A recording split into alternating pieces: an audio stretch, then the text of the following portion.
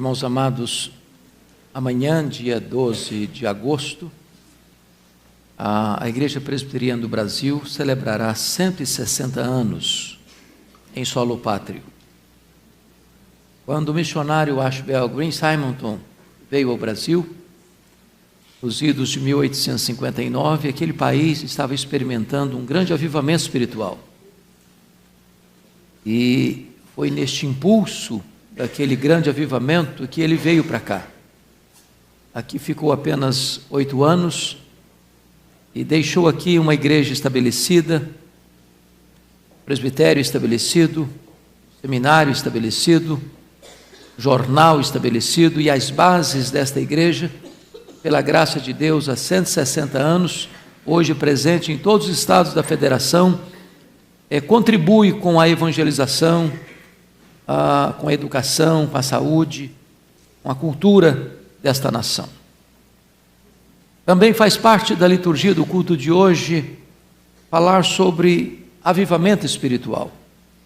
E em virtude disso, eu quero partilhar com vocês hoje um texto da Escritura, fugindo um pouco do estilo que tenho usado com frequência, a forma expositiva.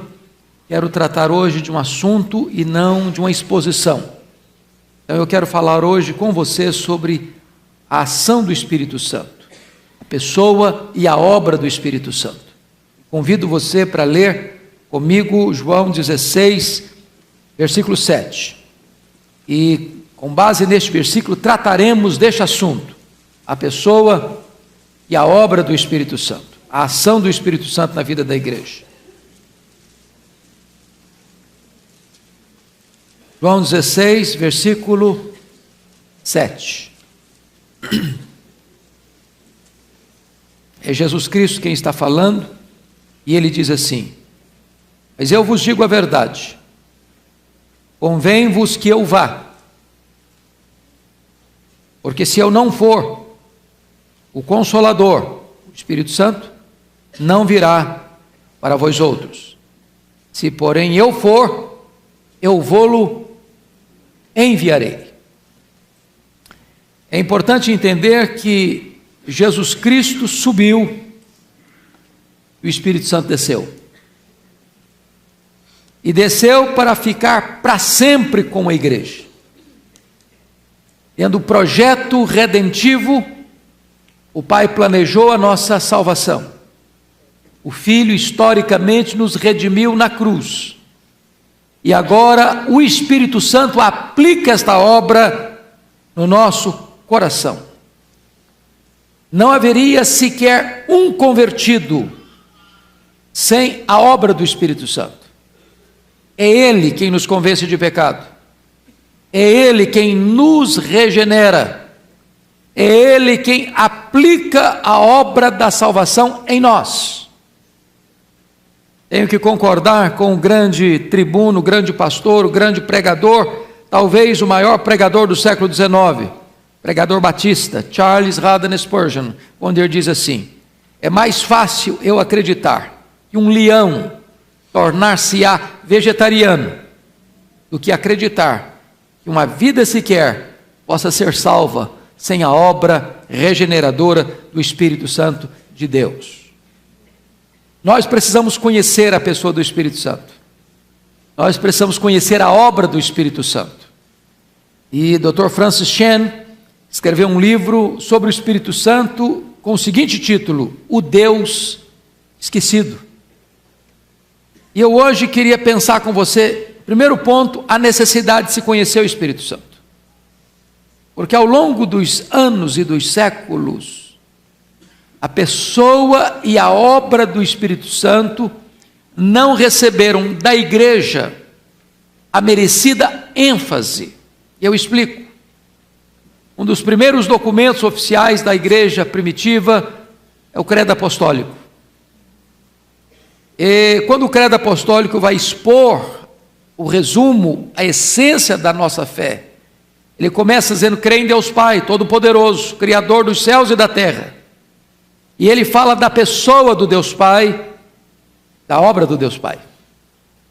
Quando ele está falando da segunda pessoa da Trindade, creio em Jesus Cristo, ele fala da pessoa de Jesus Cristo e da obra de Jesus Cristo. Foi concebido por obra do Espírito Santo, nasceu da Virgem Maria, padeceu sob o poder de Pôncio Pilatos, morreu, ressuscitou, desceu ao Hades, ressuscitou, voltou ao céu.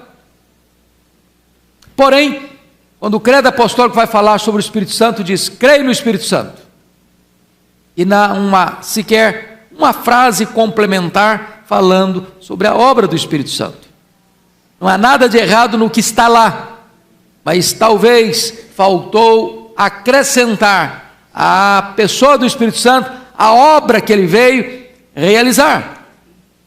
Se você examinar o período da patrística, o período dos pais da igreja, que é um período que vai do 1º ao 5º século, você não encontrará obras robustas, obras específicas que tratem da pessoa e da obra do Espírito Santo. Esse período, do chamado período patrístico, foi o período da formação das doutrinas da cristologia. Os concílios todos trataram dessa matéria. O concílio de Nicéia, em 325, tratou da divindade de Cristo. Depois vem o concílio de Constantinopla, tratando da humanidade de Jesus Cristo. Depois vem o concílio de Calcedônia, tratando da pessoa divina humana de Jesus Cristo, a figura teantrópica de Cristo. Mas nesse período não se discutiu, não se aprofundou sobre a pessoa e a obra do Espírito Santo. Vem o período da Reforma, e os reformadores trataram da matéria de uma forma geral. Isso levou João Calvino, o reformador João Calvino, que foi o grande estruturador das doutrinas da Reforma. Ele escreveu, já aos 26 anos de idade, a obra mais importante da história da igreja. Naquele período, sobretudo, as Institutas da religião cristã. Qual foi a base dele? O credo apostólico. Por isso que ele escreveu as Institutas em 4 volumes. Primeiro volume, creio em Deus Pai. Segundo volume, creio em Deus Filho. Terceiro volume, creio no Deus Espírito Santo. 4º volume, creio na igreja. E por ele tratar deste assunto, ele foi chamado de o teólogo do Espírito Santo. Mas a primeira obra específica, robusta, sobre a pessoa e a obra do Espírito Santo, vai acontecer no século XVII, com um puritano John Owen, na Inglaterra. Depois, agora no século XX, Abraham Kuyper, na Holanda, que vai escrever também uma obra robusta sobre a pessoa e a obra do Espírito Santo. E hoje? John Stott, que foi talvez o melhor exegeta do século passado, falecido neste século, escreveu um livro sobre o cristianismo equilibrado. E neste livro, é um livreto, mas extremamente relevante, ele disse que o problema da igreja hoje é o problema das polarizações. Há um grupo que não fala do Espírito Santo, esqueceu o Espírito Santo. Há outros que só falam no Espírito Santo e de forma até distorcida. Nós precisaríamos conhecer profundamente sobre a pessoa do Espírito Santo e sobre a obra do Espírito Santo. E eu aprecio por demais aquele que é considerado o maior teólogo sistemático do século XX e consequente século XXI, o Dr. J. Packer. E Dr. J. Packer escreve uma obra chamada Na Dinâmica do Espírito. Se você ainda não leu esse livro, recomendo a leitura. E neste livro, Na Dinâmica do Espírito, Dr. J. Packer disse que o ministério do Espírito Santo é o ministério do holofote. Quando você olha um edifício bonito, um grande monumento, quando chega a noite, se põe um holofote, uma luz, que projeta luz sobre aquele edifício, e você o vê. Você não vê a luz, ela está escondida, o holofote está escondido, mas projeta luz naquilo que você precisa conhecer e ver. O Espírito Santo não veio para falar de si mesmo, o Espírito Santo não veio para glorificar a si mesmo, o Espírito Santo veio para apontar Jesus, ele veio para testificar Jesus, ele veio para revelar Jesus, ele veio para mostrar para nós quão glorioso é o nosso Redentor. Mas prestem bem atenção, amados irmãos, o Espírito Santo é aquele que veio, sobretudo, para aplicar em nós a obra da redenção. Ele é o aplicador da obra da redenção. Ele quem revela Jesus para nós. Ele quem nos convence de que somos pecadores e que precisamos do Redentor. Ele quem aplica o remédio eficaz da graça no nosso coração enfermo. Uma pessoa pode morrer dentro de uma farmácia, se ela não usar o remédio eficaz, que vai trazer cura para ela. Nós poderíamos conhecer toda a verdade bíblica, mas se o Espírito Santo não aplicar em nós essa verdade, nós pereceremos. Então eu gostaria que você agora pudesse entender um segundo ponto comigo, a necessidade de honrar o Espírito Santo. Você bem sabe que surgiu no século XVII um movimento chamado os Quakers. E esse movimento foi uma espécie de reação à ortodoxia da época, que estava muito engessada ou muito ossificada, onde a defesa da fé era o mais importante. E às vezes na defesa da fé se perde a piedade. É quando as pessoas estão discutindo doutrinas nesse campo acadêmico, neste campo intelectual, e às vezes as pessoas sabem muito bem a doutrina, conhecem muito bem a doutrina, desenvolvem muito bem a doutrina, defendem muito bem a doutrina, mas isso não passa do campo intelectual, e perde às vezes a devoção, perde a piedade, perde a alegria da salvação. Aí surge esse movimento em reação a isso, só que foi para um outro extremo. Se antes existia ortodoxia sem piedade, o movimento dos Quakers buscou a piedade sem a sã doutrina, sem a teologia. E caíram num campo místico. E eles não buscavam mais a verdade revelada na Escritura, a verdade objetiva, mas buscavam a luz interior, uma verdade subjetiva, e entraram para um campo extremamente perigoso, que caiu no século XX agora, no misticismo. Século místico, que quer sentir, não quer pensar. Quer sentir calafrio na espinha, não quer refletir. E então, irmãos amados, entrou esse extremo perigoso. Um negligencia assintosamente a obra do Espírito Santo, outro busca experiências místicas com o Espírito Santo. E essa questão da negligência assintosa da autoridade do Espírito Santo é muito curiosa. E às vezes possível de acontecer no nosso meio. Eu explico. Por exemplo, está lá em Atos 15, versículo 28, quando os apóstolos e presbíteros estavam reunidos no concílio de Jerusalém para tratar de um assunto doutrinário, eles disseram assim: pareceu bem ao Espírito Santo e a nós tomarmos esta e esta decisão. Eu já vi, e talvez vocês também, em concílios, mundo afora, onde se planeja as coisas do ponto de vista humano, onde se discute o assunto do ponto de vista humano, onde se costura decisões nos bastidores, onde se trabalha até eleições nos bastidores, disputando voto a voto, nos bastidores, e depois então, para maquiar a situação, faz uma bela oração: agora, Senhor, nós pedimos que Tu ilumines a nossa mente. Quando na verdade tudo já foi feito humanamente, com o braço humano, com a mão humana, sem a dependência de submissão à autoridade do Espírito Santo para governar a igreja de Deus. No século XIX, quando houve um grande avivamento, e o nosso missionário Ashbel Green Simon veio ao Brasil em resultado desse avivamento na América, sobretudo esse avivamento varreu Estados Unidos, País de Gales, Inglaterra, Escócia. As pessoas eram muito sensíveis e obedientes ao Espírito Santo de Deus. Mas todo avivamento, às vezes, acontece fatos que podem fugir um pouquinho, para lá ou para cá. É preciso de graça, é preciso de sabedoria, é preciso de prudência, é preciso de Bíblia aberta para manter-se dentro do equilíbrio.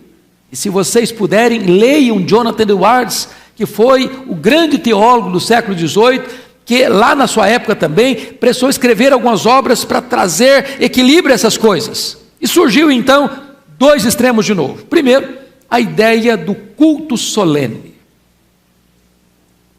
Culto solene, dando muita ênfase à capacidade intelectual do pregador. Aí vai para um outro extremo e caiu na questão do medo do entusiasmo. A igreja começou a ter medo do entusiasmo.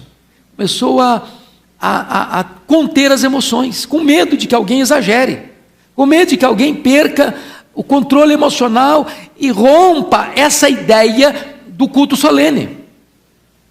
Eu não sei quanto a vocês, mas às vezes a gente vê esses extremos ainda hoje. Eu conheço, já preguei em igrejas ultraconservadoras a igrejas ultrapentecostais. A igreja que eu prego, eu fico pensando, meu Deus, será que as pessoas estão me ouvindo? Que parece que eu estou pregando para uma parede. Não vem nenhuma reação.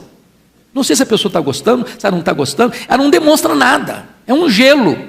E é um desespero para quem prega. Por outro lado, você chega em alguns lugares que o pessoal está tão aflorado das emoções que você não sabe se as pessoas estão te entendendo também. Às vezes dá um glória a Deus na hora que não pode dar um glória a Deus.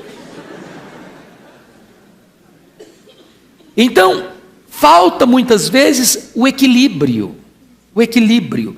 E eu gosto muito do que o Dr. J. Packer coloca no seu livro, falando dessa questão do medo das emoções, ou medo do entusiasmo, que ele diz o seguinte: não tem nada mais solene do que um defunto. Num caixão, com um terno azul marinho, com uma gravata de bolinhas brancas. Pensa numa coisa solene. Mas não tem vida. Não tem vida. Irmãos amados, nós não precisamos ter medo do Espírito Santo. Nós estamos com a Bíblia aberta, guiados pela Escritura. Nós não precisamos ter medo do Espírito Santo. Nós precisamos honrar o Espírito Santo. Nós precisamos evitar o que aconteceu na igreja de Éfeso, uma igreja zelosa na doutrina, uma igreja fiel à palavra, uma igreja perseverante no sofrimento, uma igreja que não tolerava os falsos apóstolos, uma igreja que não tolerava a imoralidade, mas uma igreja que ficou tão intensamente na trincheira da defesa da fé, que perdeu o amor. E Jesus diz: tem uma coisa, porém, contra ti, é que tu abandonaste o teu primeiro amor. Há muitos crentes, irmãos, que perderam o brilho dos olhos, que perderam o fervor espiritual, que perderam a alegria da salvação, que perderam a simplicidade da vida com Deus, que perderam esta experiência gostosa de comunhão com Deus, de exultar em Deus, de deleitar-se em Deus, de ter uma alegria indizível e cheia de glória. Como é que nós poderíamos recuperar isso? Pensa comigo.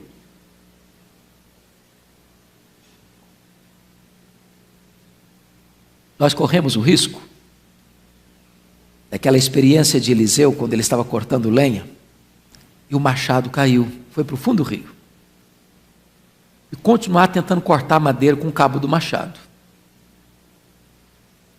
Já perdemos o poder do Espírito, já não se sabe mais o que é a unção do Espírito, já não sabe mais o que é a virtude do Espírito, e a gente faz, continua fazendo, a nossa força, o nosso poder. Zacarias, no seu tempo de reconstrução de Jerusalém, disse para o povo: não é por força, não é por poder, é pelo meu Espírito, diz o Senhor dos Exércitos. E nós precisamos entender, irmãos, aquilo que aconteceu com Geazi. Vocês se lembram que quando aquela mãe, cujo filho tinha acabado de morrer, e ela vai a Eliseu, Eliseu pergunta: vai tudo bem com você, com seu marido? E ela diz: vai tudo bem. E Eliseu mandou Geazi ao encontro dela. Ela não quis saber de Geazi, não. Ela foi no Eliseu. Foi no Eliseu. E Eliseu então entendeu o problema, pegou o Geazi e disse: vai lá, pega o meu bordão, bota no rosto do menino morto. E diz a Bíblia que o Geazi pegou o bordão de Eliseu, foi, botou no rosto do menino morto, o menino continuou morto. O problema não era o bordão. O problema é quem carregava o bordão. A Bíblia diz também em 1 Reis 17, 24, que aquela mulher de Sarepta disse para Elias: agora eu sei que tu és homem de Deus e que a palavra do Senhor na tua boca é verdade. Irmãos amados, o que nós precisamos entender com isso? Não basta apenas nós sermos fiéis, no sentido de crer exatamente no que está escrito, precisamos também da unção e do poder e do revestimento do Espírito Santo de Deus. Não basta carregar o bordão, é preciso do poder do Espírito Santo. Essa é uma grande necessidade da igreja, conhecer a pessoa e conhecer a obra do Espírito Santo de Deus. Então, nós precisamos unir as duas coisas, teologia e vida, credo e conduta, ortodoxia e piedade. Nós precisamos unir a palavra e o poder. E é isso que Jesus diz: errais não conhecendo as Escrituras e nem o poder de Deus. Hoje as igrejas que mais estudam as Escrituras não querem saber do poder de Deus. Outros que querem saber muito do poder de Deus não querem conhecer nada das Escrituras. As duas coisas precisam caminhar juntas, palavra e poder. O reino de Deus não consiste apenas de palavra, mas sobretudo de poder, o poder do Espírito Santo de Deus. Então, eu chamo a sua atenção agora para o terceiro ponto: a necessidade de conhecer a obra do Espírito Santo. Primeiro, irmãos, João 16:9 diz que o Espírito Santo é quem nos convence de pecado. Sem o Espírito Santo, a igreja não terá consciência de pecado, nem você nem eu. Agora, se nós não estamos vendo consciência de pecado na nossa vida, na vida da igreja, não é porque nós estamos muito bons na fita, não. Porque está nos faltando o poder do Espírito Santo. Porque se você estiver numa penumbra, numa escuridão ou numa sombra, você não vê mancha, você não vê mácula. Aí se acender a luz, e quanto mais luz vier, mais você é capaz de enxergar os pontos de mácula, de mancha na sua vida. As pessoas que mais choram pelos seus pecados não são aquelas que mais pecam, são aquelas que mais perto de Deus estão, são aquelas em quem o Espírito Santo opera de tal maneira que, ao verem a glória de Deus, a santidade de Deus, gritam e clamam: ai de mim, Senhor, eu estou perdido. Nós precisamos do Espírito Santo, irmãos, para que haja arrependimento, para que haja choro pelo pecado, para que haja quebrantamento no meio da igreja de Deus. Falta isso hoje. Falta tristeza pelo pecado, muito ajuntamento, pouco quebrantamento. Olhe, por exemplo, a história dos avivamentos. Como é que eles começaram? Via de regra, os avivamentos começaram quando alguém, uma pessoa, ou um grupo, ou uma comunidade, ou uma igreja, começa a perceber a pecaminosidade do pecado, a malignidade do pecado, e chorar pelo pecado, e confessar o seu pecado, e acertar a sua vida com Deus. Há igrejas hoje, e eu poderia citar talvez a igreja maior dos Estados Unidos hoje, a igreja em Houston, no Texas, Joel Osteen, onde ele claramente afirma: nesta igreja não se prega sobre o pecado. As pessoas já estão muito amassadas pela vida, vou pregar coisa que leva para cima. Ora, mas onde está a obra do Espírito Santo? É o Espírito Santo que nos convence de pecado, e nós precisamos de convencimento de pecado, para não cairmos naquela história daquele pregador que foi fazer uma série de conferências numa determinada igreja, e quando ele estava indo, uma pessoa líder da igreja chamou a parte e disse: ô fulano, o senhor vai pregar aqui, mas o senhor muito cuidado, aqui o senhor não pode pregar sobre jogo, porque tem um pessoalzinho que gosta de fazer uma fezinha. Então, se o senhor pregar, vai constranger alguma pessoa da liderança. Aí outro foi adiante e falou: olha, o senhor aqui não pode pregar sobre mentira, porque tem algumas pessoas aqui que têm uma tendênciazinha para exagerar, ou para distorcer os fatos, contar mentira. Então, o senhor não fala desse assunto, não. Aí o outro levantou e falou: isso aqui, do outro assunto, o senhor não pode falar também não, porque vai constranger algumas pessoas da igreja. Aí o camarada chegou no púlpito, pelo menos eu estou encrencado. Porque me falaram que eu não posso falar sobre jogo, não posso falar sobre isso, não posso falar sobre aquilo. E aí levantou um gaiato lá no fundo do auditório e falou: fala sobre os judeus, não tem nenhum aqui não, pode falar à vontade.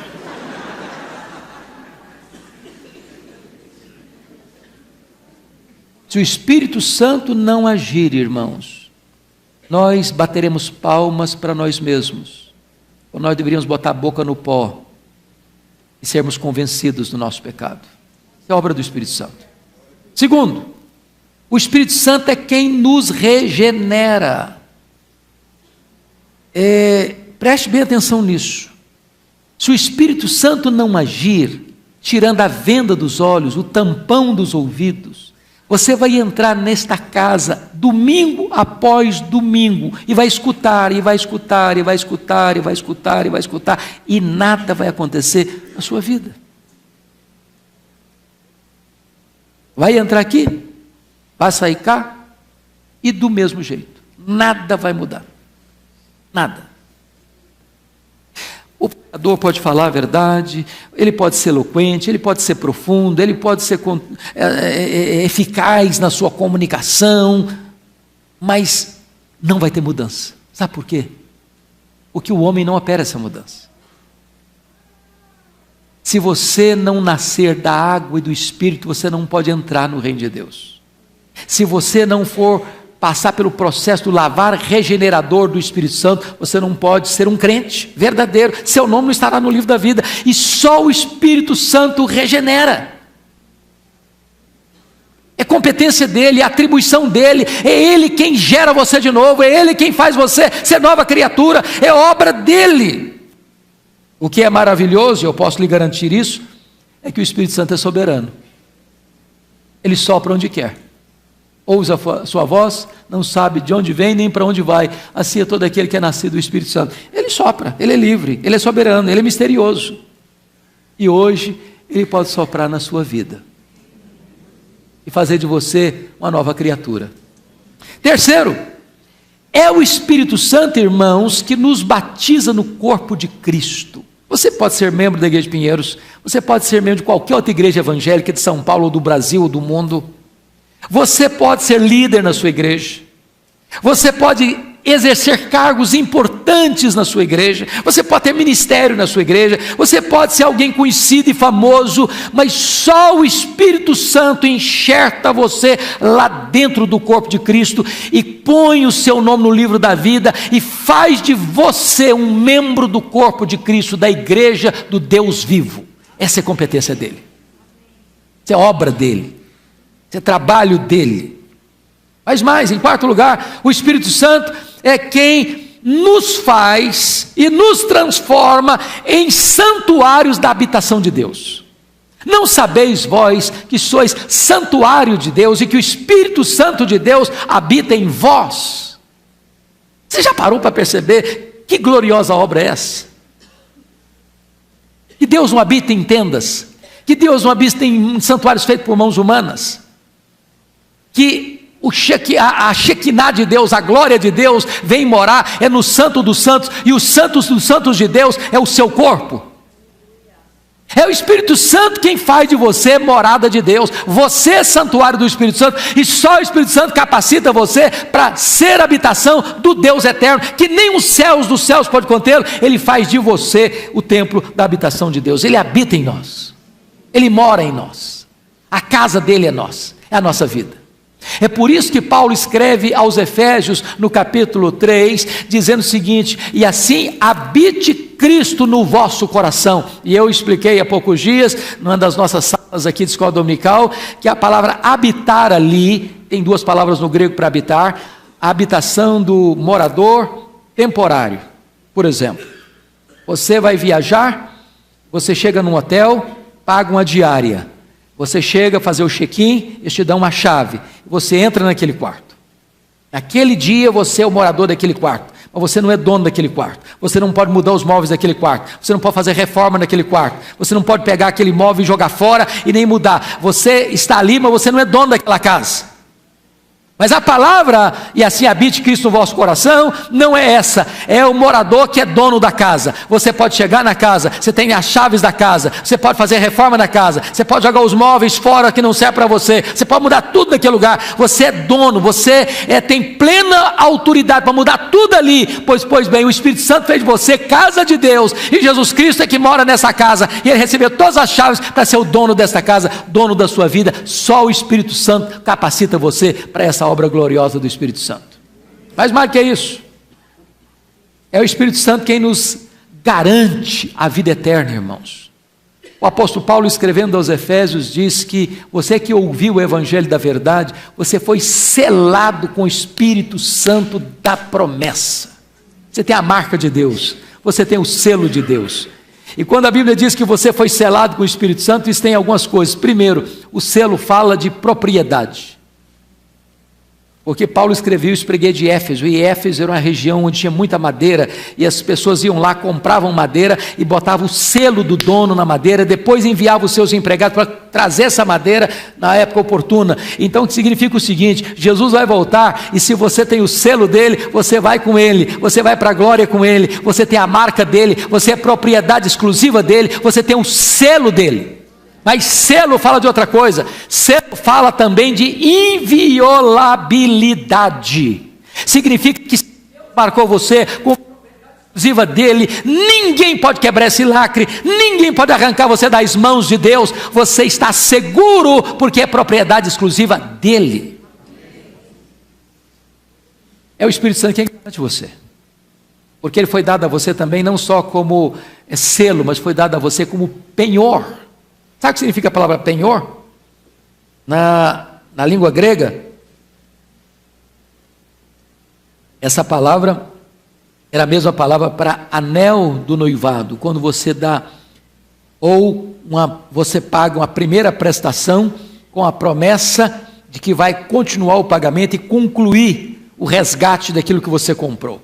Quer dizer para você que quando você creu no Senhor Jesus, quando Ele regenerou você, quando Ele selou você, o Espírito Santo veio morar em você com a seguinte garantia: olha, eu salvei você, você ainda vai passar pelo processo da santificação, mas quando Jesus voltar, eu vou resgatar essa herança, eu vou levar você para a glória, e o Espírito Santo em você é a prova que eu vou continuar trabalhando em você, e que eu não vou desistir de você, e que na hora própria eu vou transformar você de uma forma gloriosa, para você ter um corpo de glória, e então eu vou resgatar você para você morar para sempre e eternamente comigo. O Espírito Santo é que nos dá essa garantia. Mas tem mais. É o Espírito Santo, irmãos, que nos santifica e produz em nós o caráter de Cristo. É o que a Bíblia chama de o fruto do Espírito. Você não produz esse fruto por você mesmo. Que fruto? Amor, alegria, paz, benignidade, bondade, mansidão, benignidade, longanimidade, domínio próprio. Você não tem isso porque você teve uma boa formação, você não tem isso porque você foi criado de uma maneira assim muito cuidadosa. Você só tem essas virtudes, que é a virtude do caráter de Cristo, quando o Espírito Santo habita em você, trabalha em você, santifica você, opera em você essa transformação de glória em glória na imagem de Cristo. Nós precisamos do Espírito Santo, irmãos, para não sermos, como Paulo diz lá em Coríntios, crentes carnais, crentes que resistem à obra de Deus, imaturos, bebês espiritualmente. Precisamos dessa operação em nós, a obra do Espírito Santo. Mas mais, é o Espírito Santo, meus amados irmãos, que nas horas mais difíceis da nossa vida, intercede por nós sobremaneira, com gemidos inexprimíveis. Preste bem atenção nisso. Este Espírito está em você, e nas horas difíceis da sua vida, dentro de você, Ele ora por você, ao Deus que está sobre você, de maneira intensa, de maneira agônica e de maneira eficaz. Esta é a obra do Espírito Santo na nossa vida. Mas eu gostaria de concluir dizendo o seguinte: é o Espírito Santo quem traz para você vida abundante e poder espiritual. Jesus Cristo disse algo maravilhoso lá em João 7. Ele diz assim: quem tem sede, venha a mim e beba. Quem crer em mim, como diz a Escritura, do seu interior fluirão rios de água viva. E ele disse isso com respeito ao Espírito Santo que eles haveriam de receber. Pense comigo nessa figura. Quem crer em mim, de que maneira? Como ensinou o teólogo A? Como ensinou o teólogo B? Como ensinou a igreja A? Como ensinou a igreja B? Não. Quem crer em mim, como diz a Escritura. Porque tem gente que crê em Jesus, mas não é o Jesus da Escritura. É o Jesus que opera milagre, é o Jesus que cura o enfermo, é o Jesus que dá prosperidade, mas a hora que fica doente, a hora que passa um aperto financeiro, não, eu decepcionei, não era isso que eu queria, eu me enganei. Bom, porque ele creu no Jesus errado. Ele creu no Jesus que pregaram para ele, uma caricatura de Jesus. Mas se você crê no Jesus, como diz a Escritura, diz a Bíblia, que o Espírito Santo vem morar em você, e você experimenta aquilo que diz: do seu interior fluirão rios, não um rio, rios de água viva, vida plena, vida abundante, vida maiúscula. A pergunta que eu faço a você agora: é isso que acontece com você? É isso que você experimenta? É isso que você tem vivido?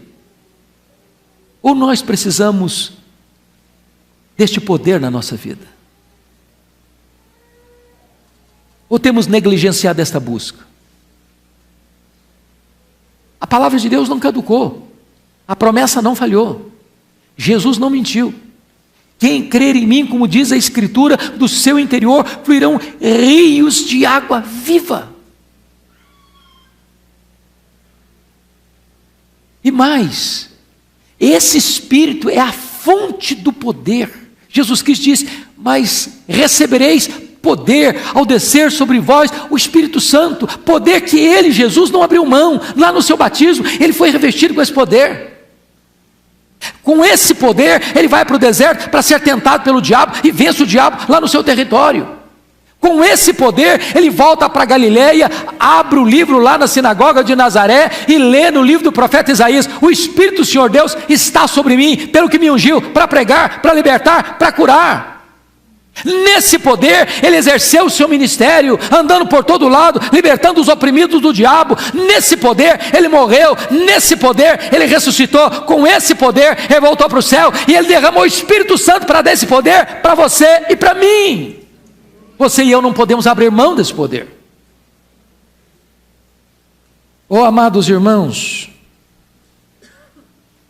quem sabe nós precisássemos hoje, em pleno século 21, redescobrir a pessoa e a obra do Espírito Santo, para não ter que repetir o título do Dr. Shen, o Deus esquecido, o Deus negligenciado. Eu já tenho dito aqui a vocês, uma coisa que marcou minha vida, e eu já tive em alguns lugares que marcaram profundamente a minha vida, mas nenhum teve o efeito tão profundo que teve quando em 1991 nós fomos à missão Quacisabanto, onde aconteceu um avivamento maravilhoso. E eu nunca vi santidade de vida como vi naquele lugar, nunca vi. Mas não era uma propaganda, era vida. Era uma coisa notória.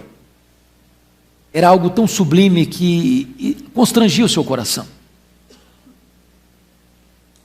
Por exemplo, você está num culto público e mais de 100 crianças, a lona estendida na frente do púlpito, e criança em qualquer lugar do mundo, e você vê crianças com o rostinho no chão, joelhos orando.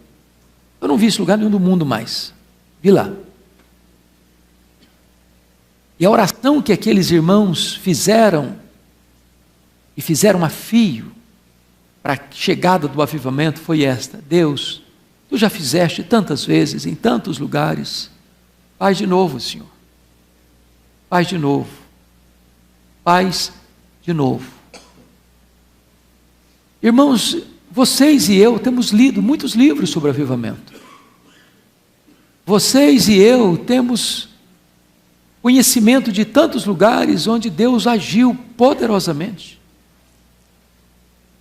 mudando o cenário, como aconteceu na Coreia em 1907, e até hoje temos reflexo do avivamento, como aconteceu lá na Nova Inglaterra, no século XVIII, na época de Jonathan Edwards, como aconteceu nos Estados Unidos, na época de Dwight Lyman Moody, como aconteceu no país de Gales, em 1904, com Evan Roberts, como aconteceu lá na África do Sul, em 1966, com Earl Stiggin.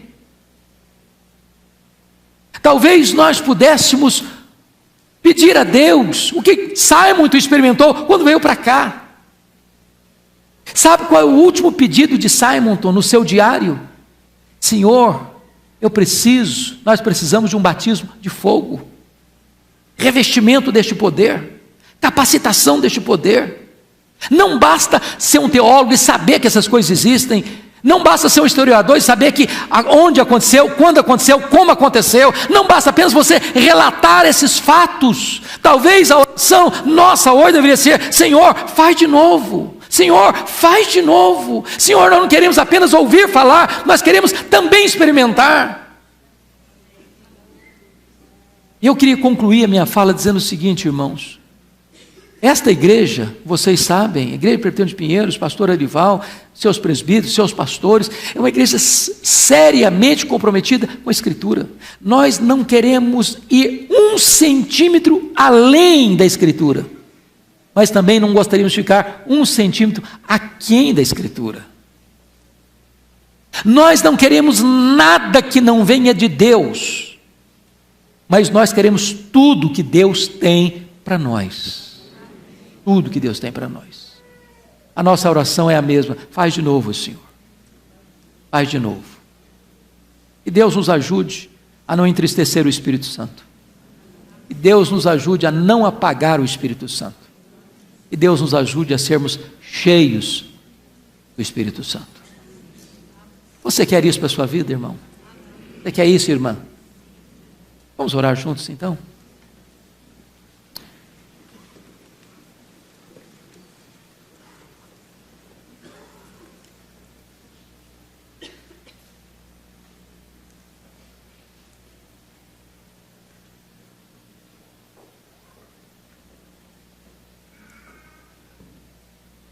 Eu não sei exatamente onde você está hoje na sua vida cristã. Talvez você é crente há muitos anos. Talvez você é filho de crente. Talvez a sua vida cristã está no piloto automático. Você vem para a igreja, volta para casa, domingo após domingo, mas como um hábito, costume. Talvez hoje você peça a Deus algo novo. E você tem uma experiência com Ele. De uma alegria nova, de um prazer novo, de um revestimento de poder. Para que Ele seja a alegria maior da sua vida, o deleite maior do seu coração. Você não ser apenas um religioso, mas de você conhecer a plenitude do Espírito Santo, o revestimento de poder. Você anseia por isso de todo o seu coração. Queria que você, onde você está, ficasse em pé, colocasse a sua vida nas mãos desse Deus e: Senhor, faz de novo na minha vida. Eu preciso, Senhor. Eu não quero apenas sair daqui do mesmo jeito que eu entrei. Eu não quero apenas viver a minha vida como sempre vivi, apenas sabendo, mas sem experimentar esses rios de água viva, esse revestimento de poder, ter na minha vida o fruto do Espírito. Faz de novo na minha vida, Senhor. Ó Deus, nós te rendemos graças nesta noite, pela pessoa bendita, divina, onipotente do Espírito Santo. O Deus que habita em nós, que foi derramado sobre nós, para ficar para sempre conosco. Nós te exaltamos, ó Deus Pai, ó Deus Filho, ó Deus Espírito Santo. Tu és digno de honra, de culto e de adoração. Nós te adoramos, Deus, pela obra do Espírito Santo. Ai de nós, se o Espírito Santo não tivesse derramado sobre nós. Foi Ele quem abriu os nossos olhos. Foi Ele quem tocou o nosso coração. Foi Ele quem nos regenerou para uma viva esperança. Foi Ele quem nos habitou e nos deu dons, e nos deu fruto, e nos deu poder. Foi Ele quem nos selou para o dia da promessa, o dia da redenção. Foi Ele quem nos foi garantia de que a redenção vai ser completada até o dia final. Glória ao Teu nome, porque o Espírito Santo está em nós. E nós agora te pedimos, Deus, dá-nos sensibilidade, obediência, para não entristecermos o Teu Santo Espírito, para não apagarmos o Teu Santo Espírito, para não sermos rebeldes ao Teu Espírito. E Senhor, encha-nos do Espírito, Senhor, enche-nos do Espírito, reveste-nos com o Teu poder.